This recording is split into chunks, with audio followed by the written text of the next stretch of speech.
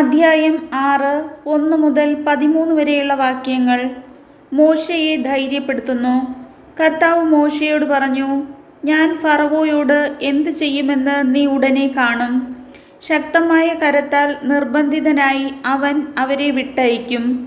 അവരെ പുറന്തള്ളാതിരിക്കാൻ വയ്യാത്ത നില അവന് വന്നുകൂടും. അവിടുന്ന് തുടർന്നു, ഞാൻ കർത്താവാണ്. അബ്രഹാത്തിനും ഇസഹാക്കിനും യാക്കോബിനും സർവശക്തനായ ദൈവമായി ഞാൻ പ്രത്യക്ഷപ്പെട്ടു.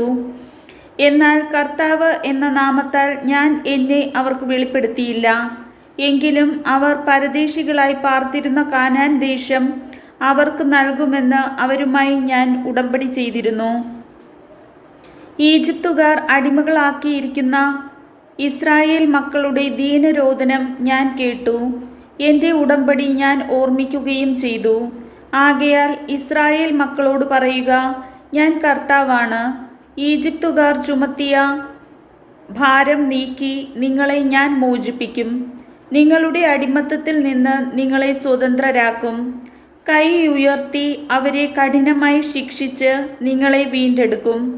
ഞാൻ നിങ്ങളെ എൻ്റെ ജനമായി സ്വീകരിക്കും, നിങ്ങളുടെ ദൈവമായിരിക്കുകയും ചെയ്യും.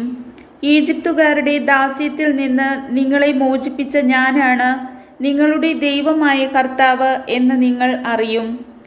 അബ്രഹാത്തിനും ഇസഹാക്കിനും യാക്കോബിനും വാഗ്ദാനം ചെയ്ത ദേശത്തേക്ക് നിങ്ങളെ ഞാൻ നയിക്കും. അത് നിങ്ങൾക്ക് അവകാശമായി തരുകയും ചെയ്യും. ഞാൻ കർത്താവാണ്. ഇസ്രായേൽ മക്കളോട് മോശ ഇപ്രകാരം പറഞ്ഞെങ്കിലും അവരുടെ മനോവ്യഥയും ക്രൂരമായ അടിമത്തവും നിമിത്തം അവർ അവൻ്റെ വാക്കുകൾ ശ്രദ്ധിച്ചില്ല.